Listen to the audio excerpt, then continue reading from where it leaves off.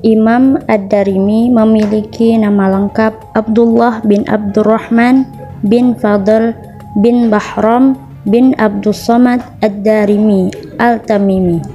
Adapun nama kunyahnya adalah Abu Muhammad Al-Samarqandi Al-Hafiz.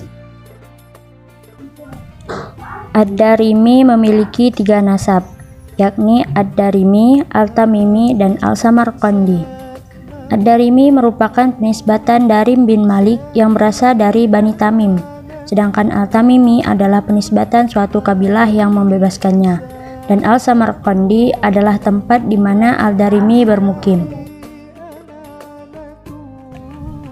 Ad-Darimi dilahirkan pada tahun 181 Hijriah di kota Samarqand, sedangkan tahun wafatnya terdapat perbedaan pendapat di kalangan ulama. Misalnya menurut Al-Marwazi, Ad-Darimi meninggal pada tahun 225 Hijriah. Sedangkan pendapat lain mengatakan beliau wafat pada 250 Hijriah. Karya beliau yang populer adalah kitab hadis yang diberi judul Al-Hadis Al-Musnad Al-Marfu' wa Al-Maqtu'. Kitab ini disusun dengan sistematika penyusunan berdasarkan pada bab-bab fikih.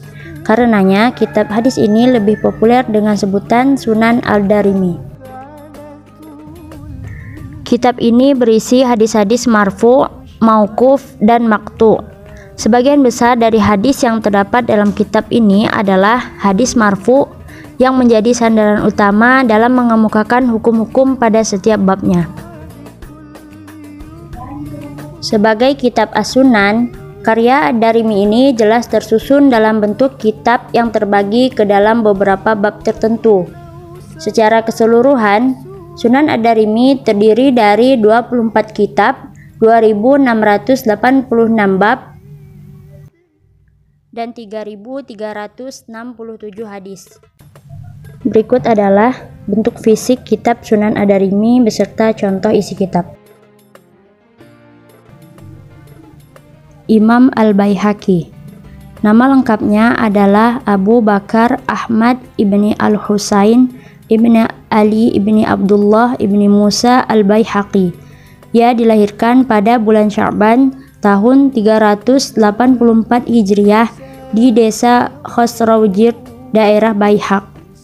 Ia hidup pada masa dinasti Abbasiyah, tepatnya ketika kemunduran Abbasiyah. Jumlah hadis pada kitab As-Shaghirnya berjumlah 2503 hadis, dan dalam Sunan Al-Kabirnya berjumlah 21812 hadis. Kitab Sunan As-Shaghir bukan ringkasan dari Sunan Al-Kabir, sehingga tidak semua hadis pada As-Shaghir telah ada dalam Al-Kabir. Beliau menulis kitabnya sesuai dengan bab-bab fikih. Sunan As-Shaghir dimulai dengan kitab Thaharah, Salat, dan seterusnya. Sedangkan Sunan Al-Kabir dari segi sanad yang termuat dalam hadisnya, beliau kumpulkan sendiri, tapi memang jalurnya lebih panjang.